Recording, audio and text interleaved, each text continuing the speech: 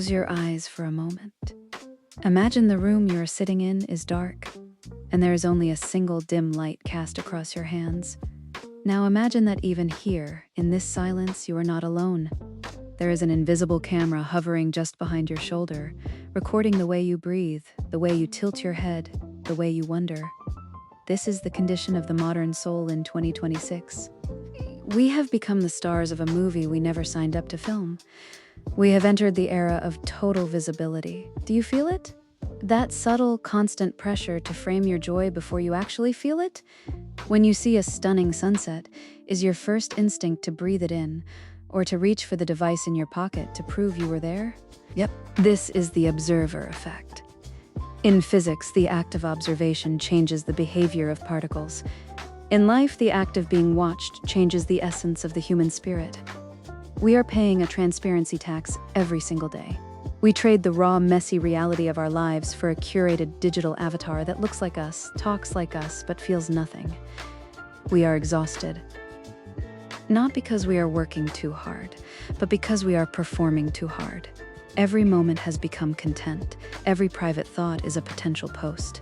Every secret is a data point waiting to be harvested. We have reached peak visibility, and in this glare, our internal life is evaporating. The screen is bright, but the soul is tired. How are you feeling right now? Do you miss the person you were before everyone was watching? 2,300 years ago, as the great Greek cities were collapsing into chaos and the political world felt increasingly impersonal and cruel, a man named Epicurus offered a radical piece of advice. He didn't tell people to fight harder or to seek more fame. He whispered 3 words, "Lathabiosas," live hidden. It wasn't a call to become a hermit in a cave. It was a strategic withdrawal. Epicurus built the garden, a private sanctuary on the outskirts of Athens. It was a place of selective visibility. You weren't hiding from life. You were hiding from the gaze of the many, to save your energy for the few who actually mattered. In the garden, you didn't need to be a citizen or a hero or a brand. You were allowed to just be. Epicurus warned us that the pursuit of public recognition is a hunger that can never be satisfied.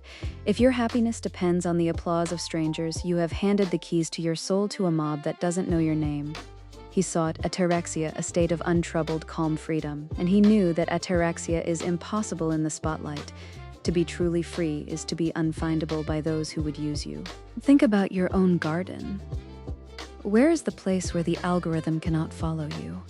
Who are the people who see you not as a profile, but as a living, breathing mystery? The ghost in the garden isn't lonely. The ghost is finally at peace because the world has stopped asking it for a performance. Reclaiming the garden isn't about deleting your accounts. It's about rebuilding the wall around your inner life. It's about remembering that privacy isn't something you have to hide because it's bad. It's something you protect because it's sacred. Seneca once wrote that the greatest wealth is a soul that does not need a witness to feel its own value. It is a heavy thought. If you did something beautiful today, but no one saw it, no one liked it, and no one commented on it, did it still happen? Does it still have value? In our age, we have been conditioned to believe that to be seen is to exist. But the philosopher Jean-Paul Sartre warned us about the look. He argued that when another person looks at us, they turn us into an object. They freeze our fluid, changing nature into a fixed image. Now, imagine that look is amplified by 1 billion sensors. The other is no longer just a person. It is a machine that petrifies your identity. You become a character played by yourself.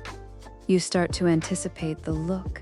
You start to live your life as a series of scenes designed for an audience that doesn't actually care about you. This is the Sartre trap. When we forfeit our backstage, that messy, unrecorded space where we are allowed to fail and grow in private, we lose the ability to evolve. Without a backstage, we are always on. And if we are always on, the person disappears, leaving only the performer. Hell is other people, Sartre said, not because they are evil, but because their gaze defines us. In 2026, the algorithm is the ultimate other.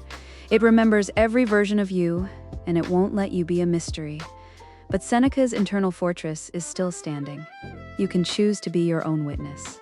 You can choose to find value in the moments that belong only to you. A meal eaten in silence. A walk where you leave the phone at home. A thought that you never share. These are not lost moments. They are the bricks of your internal fortress. True existence doesn't require an audience, it requires a presence, your own presence. How do we become ghosts in a world of sensors?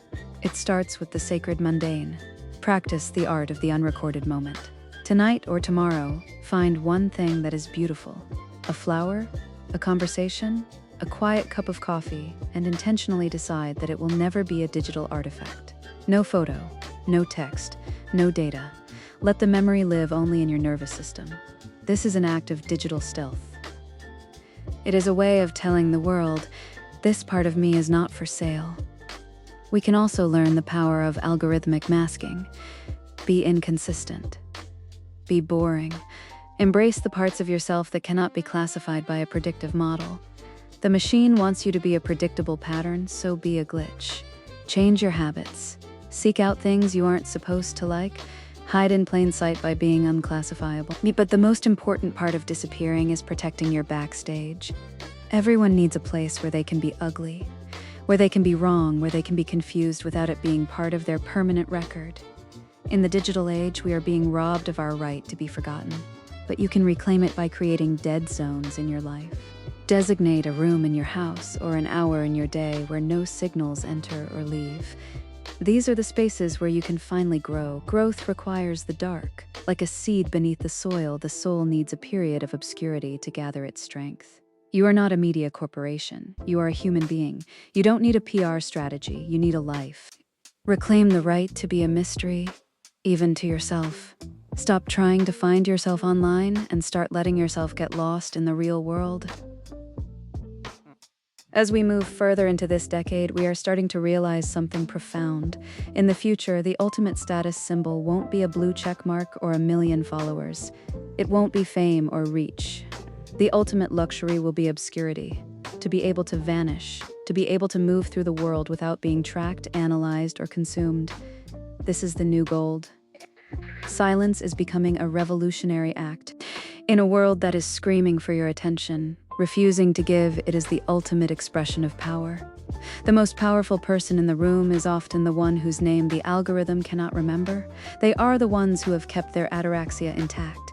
They are the ones who have saved their self from the spectacle. Remember the mantra, live hidden, not out of fear but out of self-respect. Look at the city around you, or imagine it. Millions of glowing screens, each one a tiny tether to a world that wants to own your gaze. Now look at a single dark window. That window is an opening to another world, a world of depth, of silence, and of true human connection. You have the right to be a ghost. You have the right to be unfindable. You have the right to be a soul without a witness. Put the phone down, turn off the light, step into the shadow of your own life.